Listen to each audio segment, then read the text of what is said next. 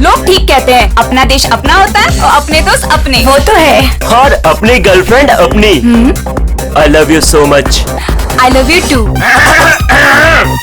वैसे प्रीति, मानना पड़ेगा, आजकल ऐसा रोमांस देखने को मिलता नहीं है, गाइस, मैं कुछ ड्रिंक लेके आती हूँ। ओके।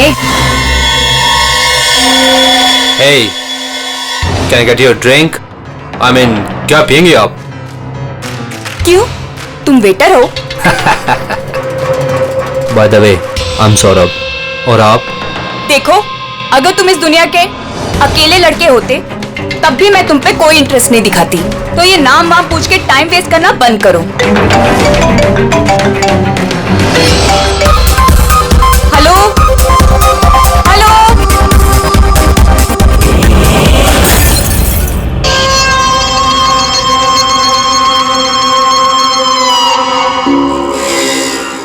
हेलो? हेलो? तनीषा? जोर से बोल, कुछ सुनाई नहीं दे रहा है। यहाँ नेटवर्क भी नहीं है। हेलो? हेलो?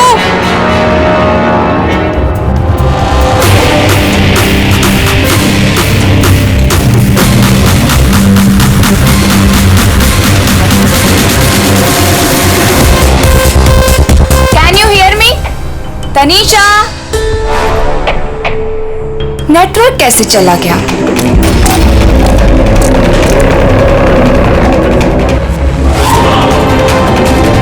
फोन क्यों नहीं लग रहा है?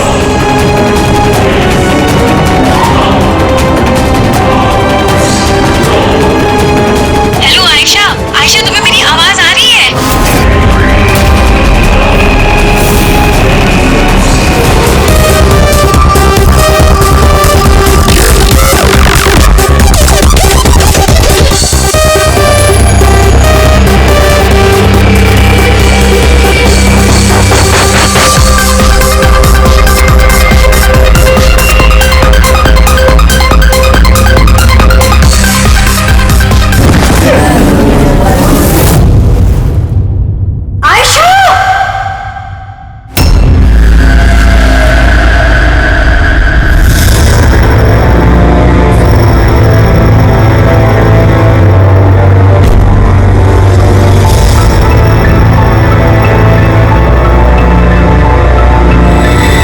कैसे हुआ ये सब?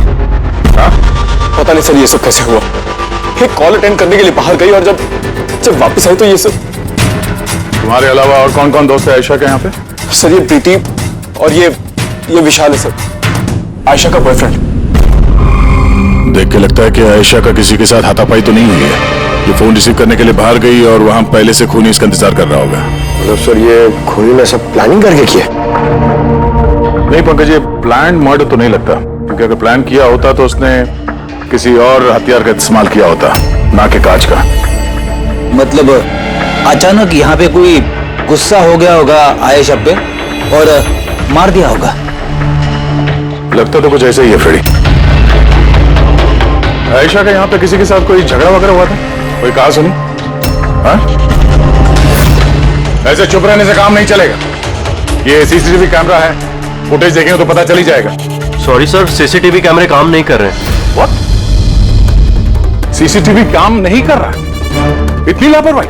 सर वो कल आखिरी गाने के दौरान धुएं की वजह से शायद टेक्निकल एरर आ गया है। मैं जल्दी ठीक करवा लूंगा। ठीक कराओगे जब तुम्हारा ये क्लब वापस खुलेगा। जब तक ये केस सॉल्व नहीं होता तुम्हारा क्लब बंद। सर मुझे लगता है ये खून सौरभ ने किया है। अमीर बाप की बिगड़ी औलाद है। Hey, can I get you a drink? I mean, क्या पियेंगे आप? क्यों? तुम वेटर हो? By the way, I'm Saurabh. और आप? देखो, अगर तुम इस दुनिया के अकेले लड़के होते, तब भी मैं तुम पे कोई इंटरेस्ट नहीं दिखाती। तो ये नाम वाम पूछ के टाइम वेस्ट करना बंद करो।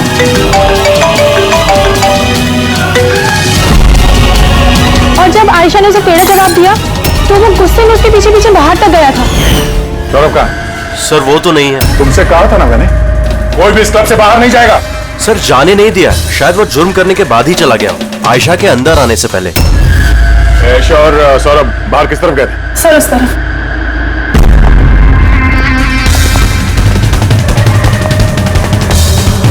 सर,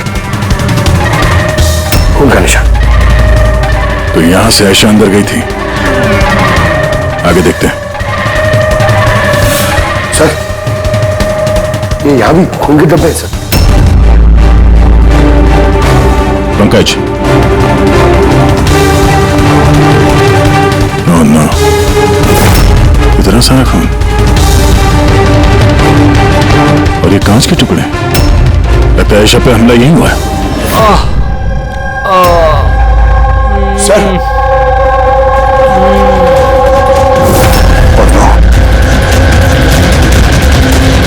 कहीं सॉल्व तो नहीं? इसकी हालत बहुत खराब है, एम्बुलेंस को फोन करो जल्दी। क्लब में इतने सारे लोगों के बीच एक लड़की का खून हो जाता है। बाउंसर्स का अता पता नहीं, सीसीटीवी कैमरा है पर काम नहीं कर रहा।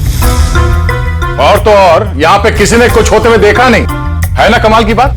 आयशा मुझे छोड़कर नहीं जा सकती, हमें आना ही नहीं चाहिए था। विशाल प्लीज अपने आप को दोष मत दो, प्लीज संभालो अपने आप को। आपकी सहेली का यहां खून हुआ है और आपका ये रवैया है। अब तक यहां जो कुछ भी हुआ है उससे ये लगता है कि खूनी यहां पर आयशा को मारने के इरादे से तो नहीं आया था, तैयारी के साथ नहीं आया था। यहां इस क्लब में कुछ ऐसा हुआ जिसकी वजह से वो गुस्सा हो गया और उसने आयशा का खून कर दिया और साथ में सौरभ पे भी हमला किया। मुझे लगता है कि वो खूनी आप सब में से कोई एक है। बड़ी पंकज, यहाँ जितने हैं सबके डिटेल्स ले लो। माफ कीजिएगा रहमा जी, मैंने अपनी तरफ से बहुत कोशिश की, लेकिन मैं आपकी और ज्यादा मदद नहीं कर पाऊंगा। इट्स ओके डॉक्टर, आपसे जो कुछ भी बन पड़ता था आपने सब कुछ किया। अब हम इससे ज्यादा और क्या कर सकते हैं?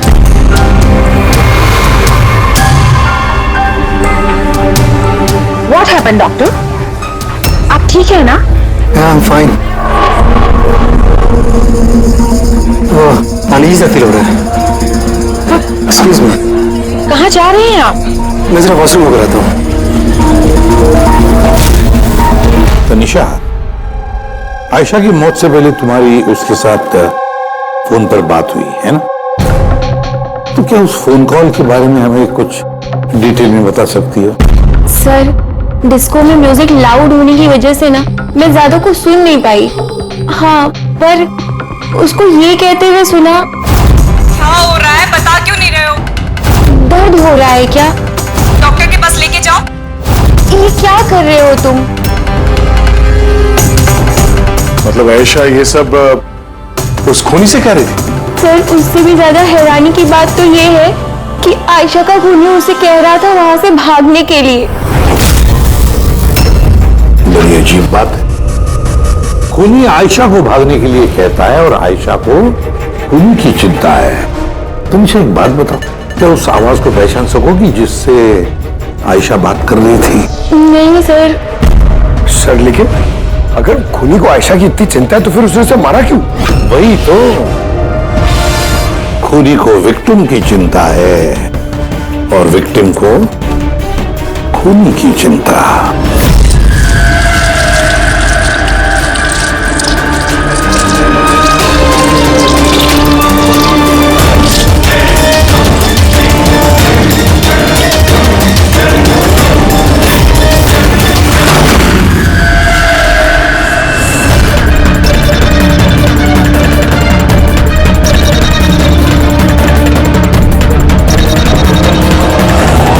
गन?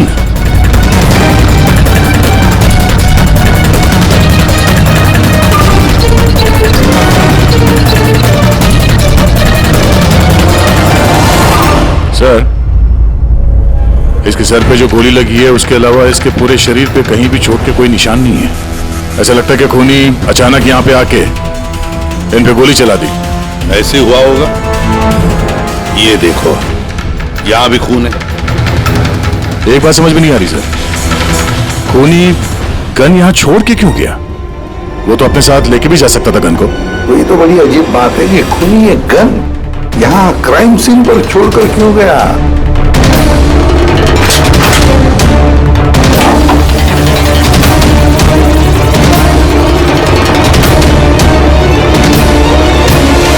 सर, ये देखिए, नीचे यहाँ पे ये टेप चिपका हुआ था। वॉश बेसिन के नीचे टेप? लगता है यहाँ टेप से कुछ चिपकाया था जो अभी यहाँ नहीं है। शायद इस केस से रिलेटेड कुछ हो। जरूर देखते हैं। रेवा जी, डॉक्टर यशवंत आपके डॉक्टर थे? जी हाँ। आप लोग यहीं पे बैठे थे इसी टेबल पर? जी हाँ, वो दरअसल मेरी बीमारी के सिलसिले में मुझे यहाँ पर मिलने के लिए आए थे। बहुत ही अच्छे और नेक दिल इंसान थे। आज जब आप उनसे बात कर रही थी तो आपको लगा कि किसी बात को लेकर वो परेशान थे? परेशान तो नहीं, लेकिन हाँ, अचानक उनकी तबीयत खराब हो गई थी मेरे सामने और वो एक्सक्यूज मी बोल के वॉशरूम के लिए चले गए। मैं तो सोच भी नहीं सकती थी कि ऐसा कुछ हो जाएगा। सर, ये कॉफी शॉप के मैनेजर है, यहाँ के भी सीसीटीवी कैमरे काम नहीं कर रहे। सर 2 घंटे पहले तक तो काम कर रहे थे, पर अचानक कोई टेक्निकल प्रॉब्लम हो गई, इसलिए इंजीनियर को बुलाया हमने।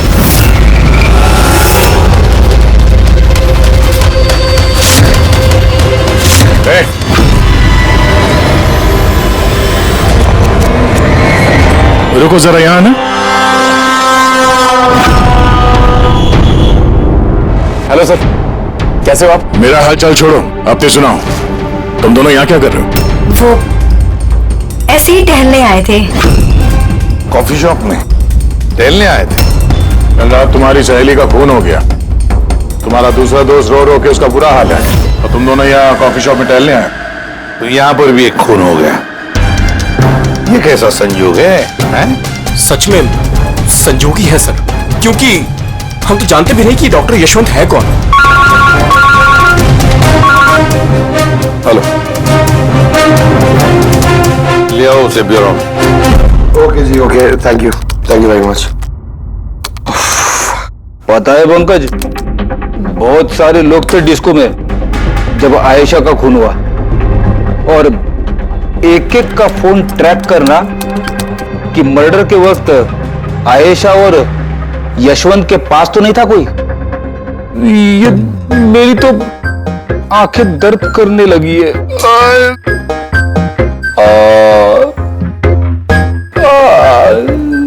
अरे ये साइलेंट को आंख पे लगाना बंद करो फ्रेडी सर। 50 और लोगों के नंबर है जिन्हें ट्रैक करना है, ये काम शुरू करो। ये क्या है?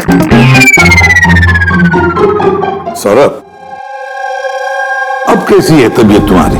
शरीर के जख्म तो आज नहीं तो कल ठीक हो जाएंगे सर, लेकिन जो मैंने उस दिन देखा वो शायद जिंदगी भर मेरे दिमाग से कभी भुला नहीं पाऊंगा। ना मैं कल पब जाता और ना ही मुझे आयशा की चीख सुनाई देती। लेकिन आयशा के पीछे पीछे तो तुम गए थे, उसने तुमसे ठीक से बात नहीं की, इसलिए। ये बात सच है सर कि मैं आयशा के पीछे गया, क्योंकि जब मैंने उसे ड्रिंक ऑफर की तो उसने मना कर दिया सर, और इनफैक्ट उसने मेरी इंसल्ट भी की, तो मुझे बहुत बुरा लगा सर, इसलिए मैं उसके पीछे गया।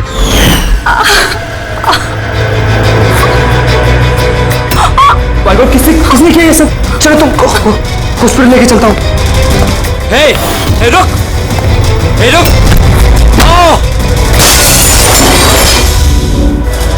और फिर मुझे अभी भी याद है कि जब मैंने उसकी कलाई पकड़ी तो बिल्कुल भी नॉर्मल नहीं थी, वो आम इंसानों जैसी कलाई थी ही नहीं। मुझे बिल्कुल अजीब सा एहसास हुआ सर।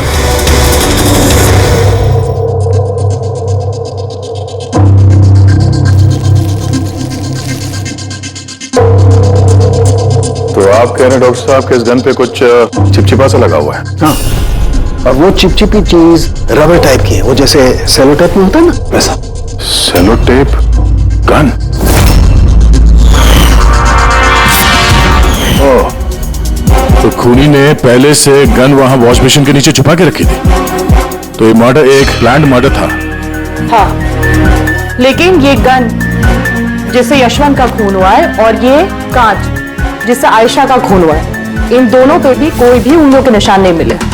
लेकिन भाई, इस कांच के टुकड़े पर एक खास तरीके की कुछ केमिकल लगा हुआ है, जैसे कि वो प्लास्टिक केमिकल। अभी इस पर क्यों लगा हुआ था, इसका क्या इस्तेमाल है, ये पता लगाना भी बाकी है। लेकिन यही केमिकल इस गन पर भी लगा हुआ है, दोनों पर। डॉक्टर साहब आप तो कह रहे थे कि इस गन पे वो सेलो टेप का गम लगा हुआ था। वो तो है ही, उसके अलावा ये भी है। उसके अलावा ये केमिकल भी है, यानी ये दोनों मर्डर, इनका आपस में कोई ना कोई कनेक्शन जरूर है। और जुबेन का और प्रीति का दोनों क्राइम सीन पे होना कोई सहयोग नहीं था। बिल्कुल, तुम बिल्कुल ठीक कह रहे हो। और तुम्हारी बात ये एक और चीज प्रूव करती है। इन दोनों की लाशों पर मुझे एक जैसे फेरोमोन्स मिले। फेरोमोन्स यानी वो केमिकल जिनसे खुशबू आती है। हाँ, यशवंत और आयशा, इन दोनों की लाशों पर एक जैसी खुशबू। इसका मतलब बात साफ है, या तो दोनों एक जैसा परफ्यूम लगाते थे या फिर दोनों का खून ही एक ही था। जनरली एक औरत लेडीज परफ्यूम लगाती है और एक आदमी जेंट्स परफ्यूम। अब ये दोनों एक ही तरह का परफ्यूम लगाए, चांस थोड़ा कम है, यानी इन दोनों का खूनी तो एक ही है। आयशा की मौत के बारे में दो बातें पता चली है। एक उसकी दोस्त तनीषा ने बताई और दूसरी सौरभ ने बताई। तनीषा ने बताया कि खूनी ने आयशा को वहां उस पब में से भाग जाने के लिए कहा। अब दुनिया में ऐसा कौन सा खूनी है जो जिस इंसान को मारने गया है उसी से कहता है कि तू यहां से भाग जा? तो फिर खून करने आया ही था क्यों? नहीं नहीं नहीं नहीं नहीं नहीं, नहीं। गड़बड़ है, कुछ ना कुछ तो गड़बड़ जरूर है। और सर वो दूसरी बात कौन सी? दूसरी बात सौरभ ने बताई। सौरभ ने कहा कि खूनी की कलाई कुछ अजीब सी थी, आम इंसान की तरह नहीं थी कलाई। शायद कलाई में रिस्ट वॉच या ब्रेसलेट हो। फ्रेडी जरा दिमाग लगा के बोलो, समझे? सर, सर दोनों क्राइम सीन में एक नंबर कॉमन है सर। किसका क्राइम? आयशा के बॉयफ्रेंड विशाल का सर। विशाल? विशाल? ये विशाल तो कॉफी शॉप में दिखाई नहीं था, तो फिर ये कॉफी शॉप में पहुंचा कब?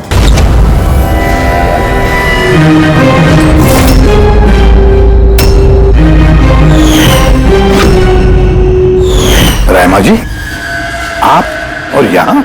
अब सर ये मेरा ही घर है, लेकिन आप लोग यहाँ पर कैसे? डॉक्टर यशवंत के खूनी के बारे में कुछ पता चला? रहमा, ये लोग कौन है? सीआईडी ऑफिसर्स हैं। सर प्लीज आप लोग आइए ना, प्लीज कम। सीआईडी? और सर ये मेरे हस्बैंड हैं और ये मेरा छोटा बेटा संदीप। और बड़ा बेटा विशाल, वो कहाँ है? लेकिन बात क्या है सर? मनन जी, बात यह है कि हमें शक है कि डॉक्टर यशवंत और आयशा के खून में हमें लगता शायद विशाल का कोई हाथ है। ये आप क्या कह रहे हैं? आरोप साबित नहीं हो पाया, किसी को पकड़ नहीं पाया, तो किसी को भी फंसा देंगे आप? देखिए, सीआईडी का काम है मुजरिम तक पहुंचना, ना कि किसी बेगुनाह को पकड़ के ये केस बंद कर देना। अब जरा प्लीज विशाल को बुलाइए। भैया खून नहीं कर सकते, अब प्लीज उन्हें पकड़ के लेके नहीं जाना। संदीप बेटा, हम तुम्हारे भैया को पकड़ने नहीं आए और ना हम ये कह रहे हैं कि तुम्हारे भैया ने कुछ किया है। हम तो तुम्हारे भैया से कुछ सवाल करने वाले हैं, और क्या। आप लोगों को मुझ पर शक है? एक मिनट विशाल, तुम अंदर जाओ, मैं सीआईडी वालों को तुम्हें परेशान नहीं करने दूंगा। देखिए, सीआईडी के काम में दखल देना भी एक जुर्म है, इसलिए प्लीज हमें अपना काम करने दीजिए। विशाल,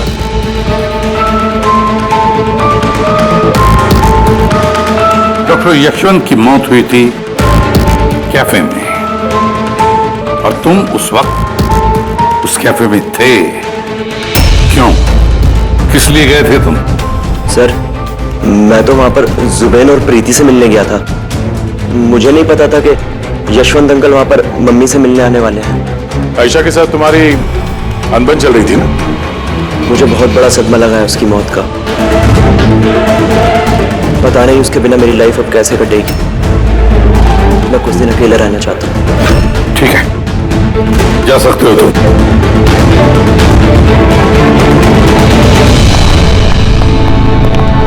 अरे, आप लोग फिर से यहाँ पे भी? कभी कभी अपने घर पे जाते हो कि नहीं? हमेशा विशाल के आसपास ही नजर आते हैं। नहीं सर, ऐसी कोई बात नहीं है।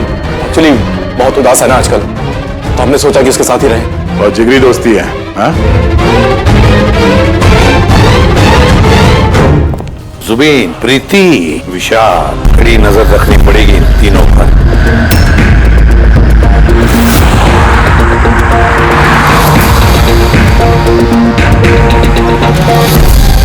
तीनों के घर पे इतने कैमरा फिट किया ना फ्रेडी सर, अगर मक्खी भी मिठाई में बैठेगी ना तो पता चल जाएगा। तो वैसे काम वाला, दूध वाला और सब्जी वाला, इनके जरिए खुफिया कैमरा बिठाने का आइडिया बड़ा अच्छा था। अच्छा था ना?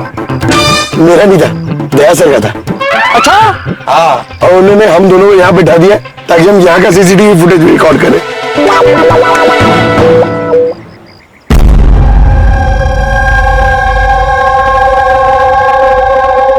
अरे बॉस, बॉस एक बहुत ही बड़ा सुराग हाथ लगा है जो इस केस की जड़ तक पहुंचा सकता है हमें। तू तो कब बताएगा?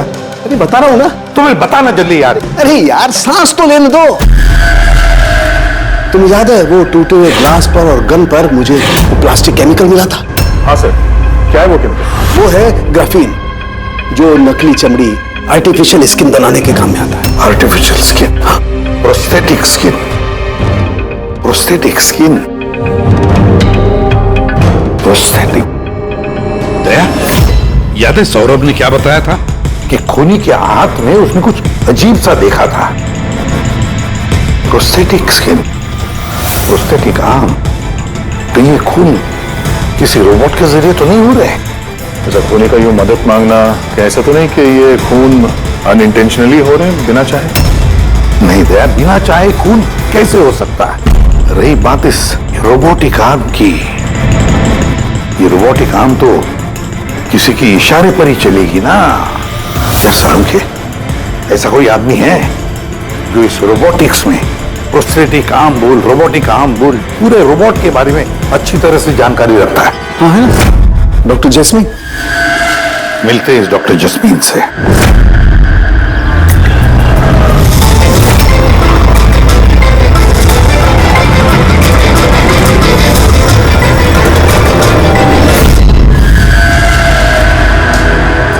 डॉक्टर जैस्मीन, हम ये जानना चाहते हैं कि अगर ये ऐसा वाला प्रोस्थेटिक हाथ लगाया हो, रोबोटिक आर्म, तो क्या वो आर्म, वो हाथ किसी दूसरे के इशारे पर काम कर सकता है?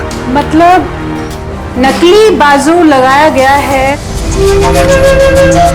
ए को, लेकिन इस बाजू से क्या काम करवाना है इसका कंट्रोल ए के पास नहीं बल्कि बी के पास है। क्योंकि हमें शक है कि इस केस में खूनी खून अपनी मर्जी से नहीं कर रहा है, कोई और उससे करवा रहा है। सर ये सुनने में जितना मुश्किल है दरअसल नामुमकिन नहीं है। जैनिश, जरा दामिनी को अंदर भेजो। हाँ, वही मरीज जिसका कल टेस्ट हुआ था। मरीज?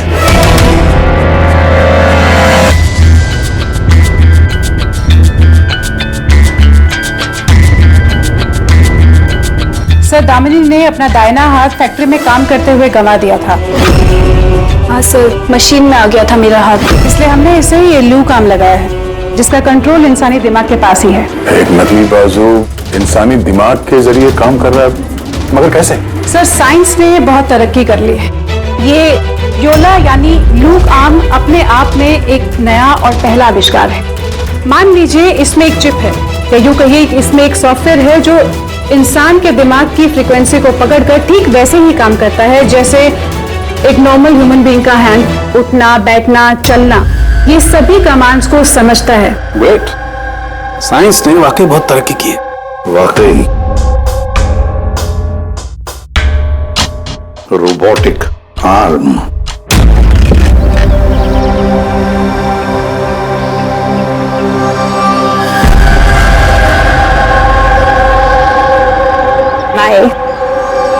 वहाँ हक कर रहा है, इधर हम दोनों गाड़ी में बैठे हुए।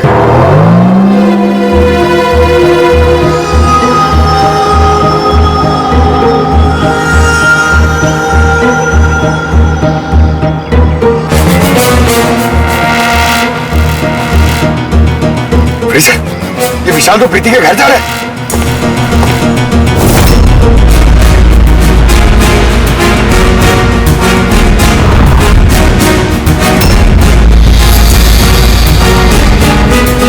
विशाल, तुम टेंशन मत लो, किसी को कुछ भी पता नहीं चलेगा। हम कोई ना कोई रास्ता निकाल लेंगे, ओके? ये लो, कॉफी पी लो।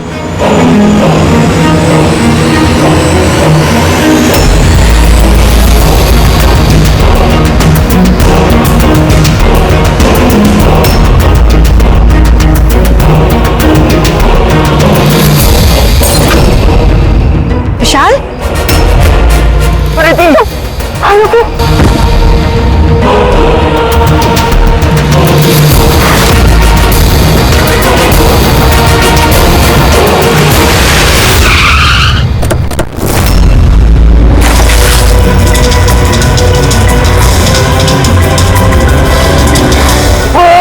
विशाल नहीं, विशाल छोड़।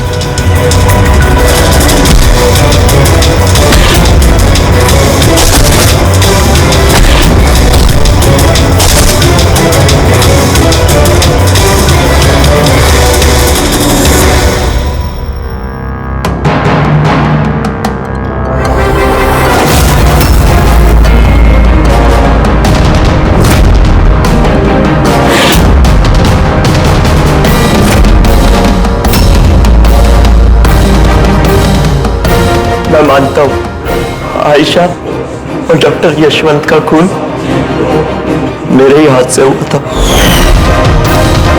तुम यहाँ क्या कर रहे हो? क्या हुआ? क्या हो रहा है ये? मुझे नहीं पता क्या हो रहा है मेरे हाथ को। कुछ प्रॉब्लम? क्या हो रहा है, बता क्यों नहीं रहे हो?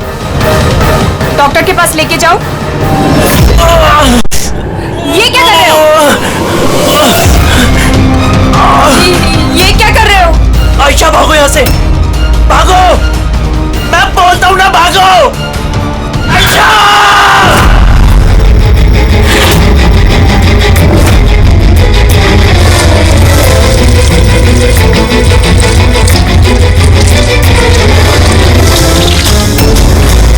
डॉक्टर निकलो यहाँ से। क्या कर रहे हो? मैं क्या करूं सर, मेरे हाथ पर कोई कंट्रोल नहीं। क्या तुम्हारे हाथ पर कंट्रोल ही नहीं रहता? इसका क्या मतलब है? न जाने अचानक कभी कभी क्या हो जाता है। इसीलिए तुमने आयशा को वहां से भाग जाने के लिए कहा?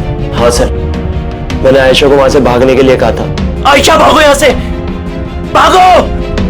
और मैंने पूरी कोशिश करी थी कि मैं डॉक्टर यशवंत पर गोली ना चलाऊं। डॉक्टर यहाँ से जाओ! एक बात बताओ, क्यों गए थे तुम कैफे में? मैं वहां पर डॉक्टर यशवंत से अपना हाथ फिक्स कराने गया था और जुबीन, प्रीति मेरी मदद कर रहे थे, क्योंकि मैं अपने घर पर नहीं बता सकता था कि आयशा का मेरे हाथों से खून हुआ। मैं चाहता हूं सर, मेरी बात पर यकीन करना बहुत मुश्किल है, लेकिन सच यही है, खून मैंने नहीं बल्कि मेरे हाथ में किया है। डॉक्टर जस्मीन, ये विशाल जो कह रहा है, क्या ये सच है? मेरा मतलब है, क्या ये मुमकिन है कि एक रोबोटिक आर्म अपना ही दिमाग डेवलप करता है और फिर उसी दिमाग को लगा के कुछ भी कर सकता है? चांसेस कम है सर, मगर हाँ, अगर हाथ के अंदर लगे सॉफ्टवेयर को कोई हैक कर ले तो ऐसा हो सकता है। क्या प्रोस्थेटिक हाथ में लगा हुआ सॉफ्टवेयर हैक किया जा सकता है? हाँ दे, हैक हो सकता है, पॉसिबल है। जब हैकर इस नकली हाथ की चिप हैक कर लेता है तो ये नकली हाथ उस आदमी के दिमाग से नहीं चलता जिसके शरीर में ये लगा है, बल्कि ये नकली हाथ चलता है हैकर के दिमाग से। मतलब किसी ने विशाल के इस रोबोटिक आर्म के सॉफ्टवेयर को हैक किया और फिर उससे खून करवाया। सर, इससे अच्छा तो मैं एक बाजू के सहारे ही अपनी जिंदगी काट लूं, जो हाथ दूसरों की जान का दुश्मन बन जाए। ऐसा हाथ मुझे नहीं चाहिए सर। विशाल, एक बात बताओ, जब तुम्हारा ये हाथ तुमसे कहता है कि वो किसी को मारना चाहता है, तब तुम क्या सोचते हो? क्या होता है तुम्हारे दिमाग में? कैसी अवस्था होती है तुम्हारी? सर, 2-3 मिनट लगते हैं। मैं पूरी कोशिश करता हूं अपने हाथ को काबू में करने की, लेकिन 2 मिनट के बाद जीत मेरे हाथ की होती है सर।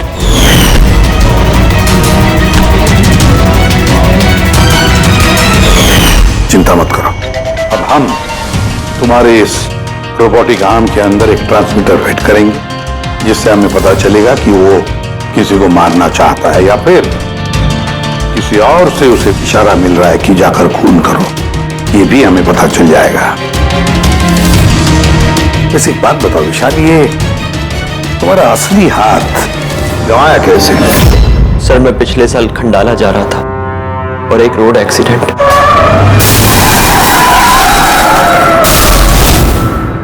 बस।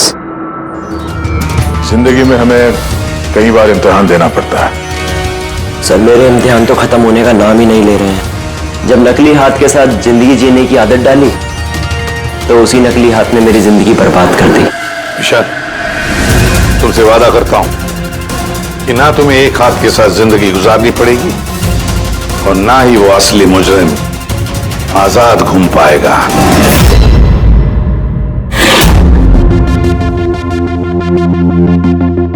विशाल, मुजरिम ने पहले विशाल से आयशा का खून करवाया। आयशा जिससे विशाल बेहद प्यार करता था। फिर खून करवाया डॉक्टर यशवंत का, जो विशाल की मदद करते थे। और फिर जान लेनी चाहिए प्रीति की, जो विशाल की दोस्त थी। सारे के सारे विशाल के शुभचिंतक, सारे के सारे विशाल के आसपास वाले, सब के सब विशाल के करीबी। तो फिर ये मुजरिम कौन हो सकता है? कौन हो सकता है ये मुजरिम? ये भी तो कोई करीबी हो सकता है, विशाल का करीबी। पंकज, विशाल के एक्सीडेंट के सारे डिटेल चाहिए मुझे, सारे के सारे। हेलो सर, मैं जसपाल, कंप्यूटर एक्सपर्ट। जी। कंप्यूटर हैकिंग जानते हो? बड़े से बड़ा कंप्यूटर हुआ कोई सर्वर, चुटकियों में हैक कर सकता हूँ। रोबोटिक आर्म का सिस्टम हैक करना है, कर सकोगे? जी सर, बिल्कुल। ये रहे सारी डिटेल्स। हो जाएगा सर, और इसके लिए मैं ट्रेस राउटिंग का यूज करूंगा। Trace routing? जी हाँ सर, इस तकनीक के जरिए विशाल के आसपास के जो भी कंप्यूटर है उन्हें देख सकता हूँ। अक्सर मशीन के आखिरी में जो होस्ट नेम एड्रेस होता है वही हैकर का होता है। अच्छा। और ट्रेस राउटिंग के जरिए हम शहर के किसी भी इलाके में बैठा अगर हैकर होगा तो इजीली पता चल जाएगा। फैंटास्टिक। अब जिस किसी ने भी विशाल के रोबोटिक आर्म का सिस्टम हैक किया, अब हम उसके सिस्टम को हैक करेंगे।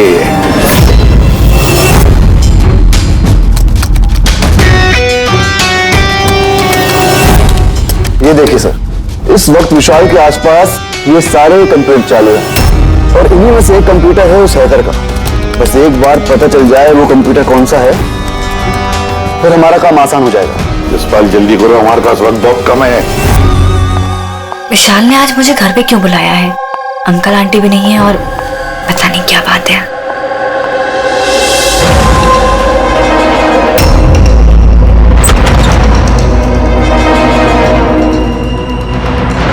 विशाल, विशाल। प्रीति, यार तुम जानते हो तुम्हें मुझसे खतरा है, उसके बाद भी तुम यहाँ पे दोबारा आ गई। विशाल, तुमने तो मुझे फोन करके यहाँ बुलाया। मैंने? हाँ। मैंने कब बुलाया? तुमने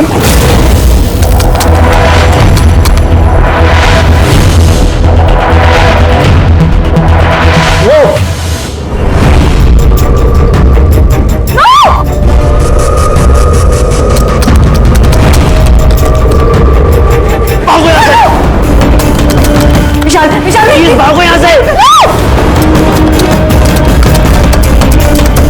विशाल प्लीज, विशाल, विशाल प्लीज।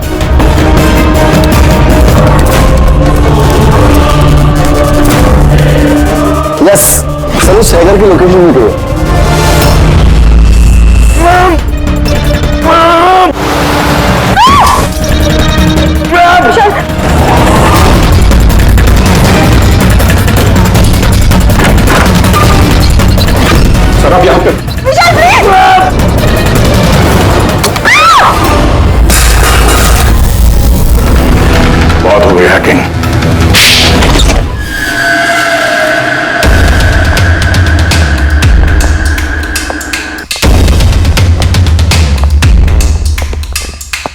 फिर आ गए आप लोग। अब ये मत कहिएगा कि आप विशाल को पकड़ने के लिए आए। जी नहीं, हम विशाल को पकड़ने नहीं आए, खूनी को पकड़ने के लिए, जो इस वक्त यहां पर मौजूद है। और यहां पर क्या कह रहे हैं आप? अब अपना झूठा इल्जाम आप किसके ऊपर लगाने आए हैं? मनन जी, पिछले साल एक गाड़ी का एक्सीडेंट हुआ था कंडाला में। 3 लोग थे उस गाड़ी में। 22 साल का लड़का विशाल, 15 साल का बच्चा संदीप और 9 साल की छोटी बच्ची सोनिया। गाड़ी विशाल चला रहा था। कार का एक्सीडेंट बहुत बुरा था। बच्ची सोनिया की जगह पे मौत हो गई और संदीप पैरालाइज हो गया। ये अभी चल नहीं सकता। ये सब आपको कैसे पता चला अंकल? इस एक्सीडेंट में सबसे कम चोट लगी विशाल को। हालांकि जो चोट लगी वो कम नहीं, विशाल को अपना हाथ गंवाना पड़ा। वैसे विशाल आपका सौतेला बेटा है ना? सर विशाल मेरे लिए सके से भी बढ़कर है। सर आई रिक्वेस्ट यू, आप विशाल के लिए सौतेला शब्द यूज मत कीजिए सर। आई एम सॉरी मनन जी। काश सभी माता पिता आप जैसा विचार करते हैं। काश रहमा जी ऐसा विचार करती है ना रहमा जी? वैसे आपके मन में बहुत गुस्सा है ना विशाल के लिए, क्योंकि विशाल की वजह से आपको अपनी सगी बेटी गंवानी पड़ी और आपका सगा बेटा जिंदगी भर चल फिर नहीं सकता। आप क्या कहना चाहते हैं? हम क्या कहना चाहते हैं वो अभी पता चल जाएगा। पंकज,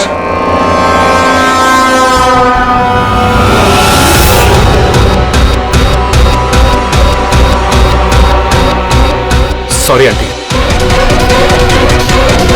लेकिन मैंने इन्हें सब कुछ बता दिया कि आप ही के कहने पर मैंने ये सब किया। मैंने ही उन सॉफ्टवेयर्स को हैक किया था और मैंने सभी जगहों के सीसीटीवी कैमरास को भी हैक करके बंद किया।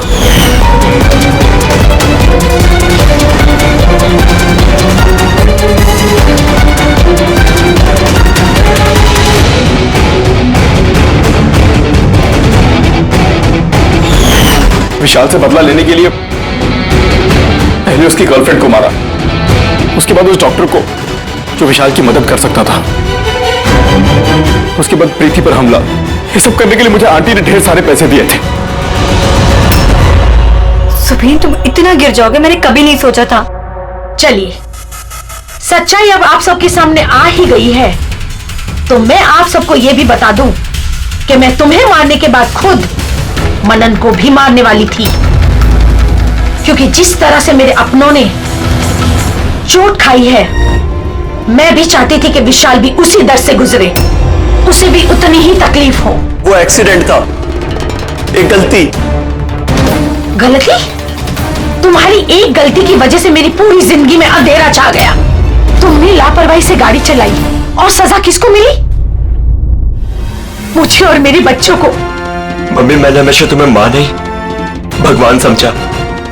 अगर ये सब करके तुम्हें सुकून मिल रहा था तो मुझसे एक बार कहा तो होता, मैं अपनी जान दे देता। मुझे तुम्हारी जान नहीं चाहिए थी, मैं तो तुम्हें जीते जी दुख भरी जिंदगी देना चाहती थी। और आप सब मुझे दोष नहीं दे सकते, क्योंकि मैंने जो कुछ भी किया वो मैंने ममता के लिए किया। रहमा जी, मां इतना हल्का शब्द नहीं जो किसी औरत को मुजरिम बना दे। अरे मां तो वो होती है जो सिर्फ अपने ही नहीं दूसरों के बच्चों को ममता, प्यार और स्नेह से देखती है। विशाल भले तुम्हारा सगा बेटा नहीं था, लेकिन बेटा तो था ना, वो तुम्हारे परिवार का हिस्सा था। वो कोई मां अपने बेटे से बदला कैसा ले सकती है? हाँ? वो भी इस तरह का बदला। दो लोगों को जानी गंवाई पड़ी। नहीं रायमा जी, बहुत गलत किया तुमने, बहुत गलत।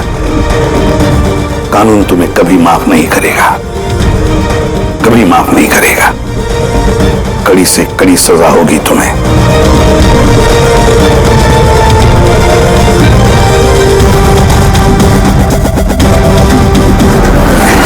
आप सबका स्वागत है लाइव चैट शो सच है या धोखा में। आइए मिलते हैं इलेश जी से, जिसने जादूगर जोरावर का पर्दाफाश किया। देखिए, आज मैंने जादूगर जोरावर को पूरी दुनिया के सामने बेनकाब कर दिया है। फिर भी मुझे एक बात समझ में नहीं आ रही सोहन जी, कि आज आप ये डिबेट कर ही क्यों रहे? वो तो ठीक है, मगर आज सारा देश ये जानना चाहता है कि आज आपने जादूगर जोरावर के शो में जो किया, क्या वो मल्लिका जी के कहने पे किया? क्या बिन फालतू की बात कर रहे हैं आप? नहीं सोहन, बिल्कुल भी नहीं। मेरे कहने पे क्यों? मतलब मैं तो इलेश को जानती भी नहीं हूँ, और लेकिन मैं आपको एक बात बता दूं, जो भी इलेश ने किया है जोरावर के खिलाफ, मैं उसका पूरा समर्थन करती हूँ, क्योंकि ऐसे झूठे और जो फरेबी जादूगर होते हैं उनके साथ ऐसा ही होना चाहिए, उनको इसी तरह एक्सपोज करना चाहिए। तो मैं इसमें इलेश के साथ हूँ। बिल्कुल सही कहा मिलकर। एक मिनट, मैं भी एक अनुभवी जादूगर हूँ, और मैं दावे के साथ कह सकता हूँ कि जोरावर ढोंगी नहीं है, क्योंकि जादूगर के लिए जादू एक तपस्या है, फिर वो चाहे आत्माओं की हो या आंतरिक मन की। तो आप ये कहना चाहते हैं कि हर जादूगर का कनेक्शन होता है आत्माओं से? तो मल्लिका जी, आपका भी कनेक्शन होगा आत्माओं से? नहीं सोहन, ये मेरा ऐसा कोई आत्माओं के साथ कोई कनेक्शन नहीं है। ऐसा जो कनेक्शन होता है वो सिर्फ ये जो झूठे और जो फरेबी जादूगर होते हैं ना, सिर्फ इन्हीं का हो सकता है। आप क्या कहना चाहते हैं? मैं भी फरेबी हूं? अरे फरेबी तो ये मल्लिका है, जोरावर जैसे जो जोरावर के जादूगर खिलाफ जलन के मारे षड्यंत्र रचा। कुछ भी मतलब। अरे आप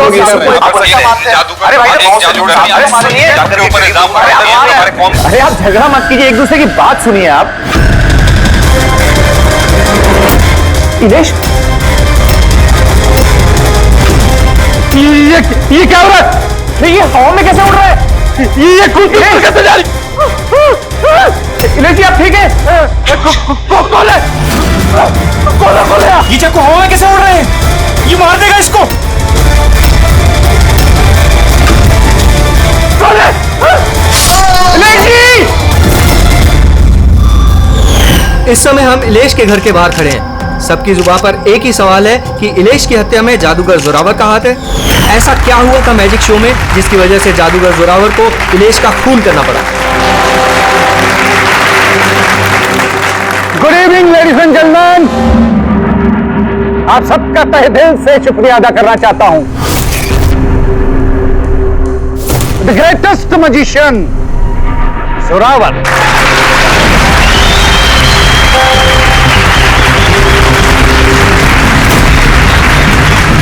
गेले।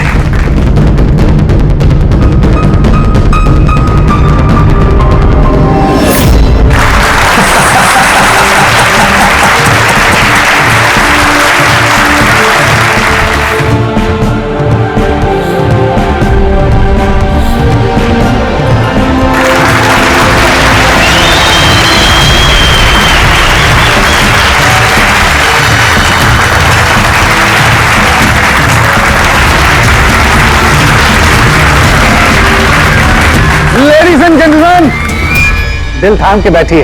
अब जो मैं जादू आपको दिखाने जा रहा हूं, वो दुनिया की किसी भी कोने में ना तो आपने देखा होगा और ना ही सुना होगा। एक मिनट, यहाँ पे मौजूद सभी इंसानों ने 7,000 रुपए देकर टिकट खरीदी है जोरावर जी का शो देखने के लिए। तो मैं चाहता हूं कि आप साबित करें कि आपका जादू जो है वो असली है, कोई फरेब नहीं। तो हेलो, तुम चाहे कोई भी हो, इलेश नाम है मेरा। इलेश हो या मिथिलेश, आप इस तरह से शो में रुकावट नहीं डाल सकते। सिक्योरिटी बाहर निकालो ने। एक मिनट, ऐसा क्या गलत बोल दिया इन्होंने? यहाँ पे हम सब ने 7,000 रुपए की टिकट खरीदी है। हक तो हमारा बनता है जानने का कि आपका जादू असली है या नकली।